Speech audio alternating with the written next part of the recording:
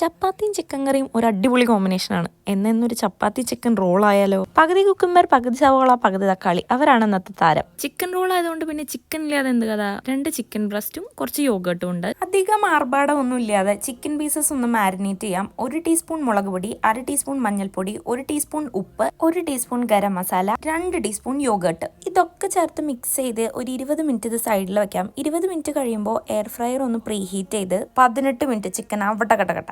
ഇനിയാണ് അടുത്ത പരിപാടികൾ. നമ്മുടെ പകുതി സവാള, പകുതി തക്കാളി, പകുതി കുക്കുംബർ ഒക്കെ ചെറുതായിട്ട് അരിഞ്ഞ് അതിലോട്ടൊരു 3 ടീസ്പൂൺ യോഗട്ടും കൂടെ ഇട്ട് നല്ലപോലെ മിക്സ് ചെയ്യുക. ഫ്രോസൺ ചപ്പാത്തിയാണ് ഞാൻ എടുത്തിരിക്കുന്നത്. അത് പാനിലിട്ട് ഒരു 2 മിനിറ്റ് തിരിച്ചും മറിച്ചും ചൂടാക്കി എടുക്കാം. എയർ ഫ്രൈ ചെയ്ത് ചിക്കൻ ചെറിയ പീസസ് ആക്കാം. പിന്നെ നല്ല മുരിഞ്ഞ ചപ്പാത്തിയുടെ നടുക്കിലോട്ട് ഇതൊക്കെ കുറച്ചായിട്ട് ആഡ് ചെയ്ത് ഭംഗിക്ക് കുറച്ച് ലെറ്റസ് ലീവ്സ് ഉണ്ടെങ്കിൽ മാത്രം ആഡ് ചെയ്യാം. പിന്നെ ഇത് ഫോൾഡ് ചെയ്യാൻ അറിയാത്ത എന്നെ പോലുള്ള ആൾക്കാരുണ്ടെങ്കിൽ ടൂത്ത് പിക്ക് സെൻട്രൽ കുത്തി അഡ്ജസ്റ്റ് ചെയ്ത് അടിപൊളിയായിട്ട് അങ്ങോട്ട് കഴിക്കുക.